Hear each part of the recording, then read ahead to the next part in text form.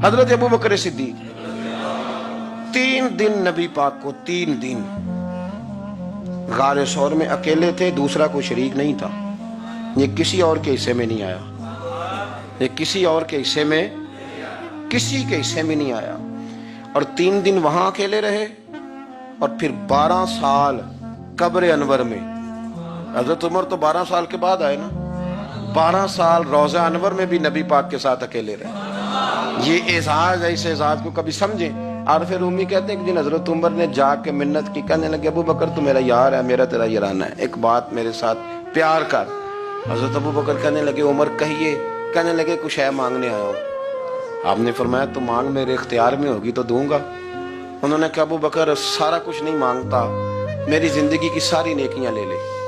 और उनकी जिंदगी की नेकियां कितनी हैं? हुजूर ने फरमाया जितने आसमान के तारे, इतनी उम्र की नेकियां। फरमाया मेरी जिंदगी की सारी नेकियां ले ले। वो गारे सौर में तो 3 दिन हुजूर के साथ रहा है ना, उनमें से एक रात मुझे दे दे। सारी तेरी नेकियां, उनमें से एक रात मुझे दे दे। तो हजरत अबू बकर सिद्दीक फरमाने लगे मैंने तुझे कहा था मेरे इख्तियार में होगा तो मैं दे दूंगा, ये मेरे इख्तियार में ही नहीं, ये मेरे इख्तियार वाला काम है। और तुझे मैंने कहा था कि कुछ है मांग ले, तूने तो मेरा कुल सरमाया ही मांगना शुरू कर दिया।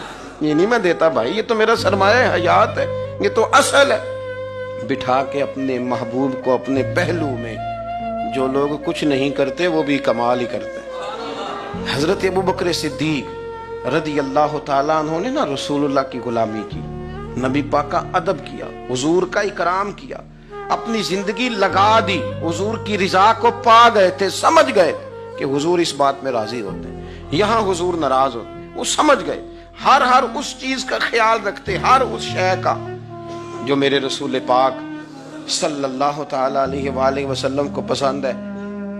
हुजूर का विसाल हुआ ना, तो इमाम हसन और इमाम हुसैन की उम्र अभी 7-8 साल 9 साल के बीच थी। तो हजरत मौला अली शेर खुदा रदी अल्लाह तआला अन्हु के साथ इमाम हसन आए मस्जिद में। तो मिंबर पे बैठे हुए देखा हजरत अबू बकर सिद्दीक को, तो कहने लगे नीचे उतरना, मेरे नाना का मिंबर है।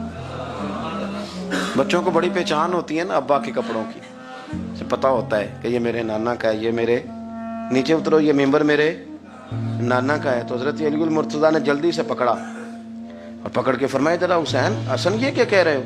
अब देखे ना बच्चा यहाँ किसी का शोर करे तो मैं आपको जुमा छोड़ के बच्चे की थोड़ी सुनूंगा।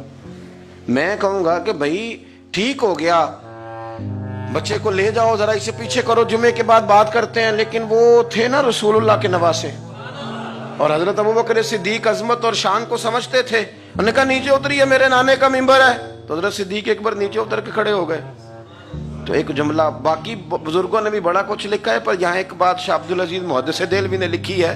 हजरत सिद्दीक एक बार रो पड़े, कहने लगे हसन अगर मिंबर तेरे नाना का है तो अबू बकर भी तो तेरे नाना का ही है ना, ये को बाहर से तो नहीं ना आया, ये भी तेरे नाना का है। तो हजरत इमाम हसन हंसने लगे, फरमाने लगे ठीक हो गया, बैठ जा मिंबर पे, पढ़ाएं जुमा।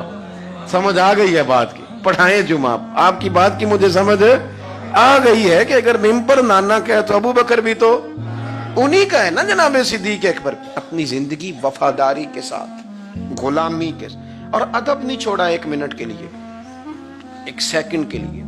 रसूल कायनात सल्लल्लाहु अलैहि वसल्लम के अगर कोई बेअदबी करता था तो उन्हें जलाल आता था। आपको एक बात बताऊं, गैरत ना इश्क का हिस्सा होती है। हम बड़े शरीफ लोग हैं, पर हम कहते हैं सारे काम करना, हुजूर के बारे में बात कोई ना करना, ये नहीं हम बर्दाश्त करते। वो किस तरह का आशिक है कि महबूब के खिलाफ बात भी सुन गया? ये इश्क है? ये तो तौहीन की तूने।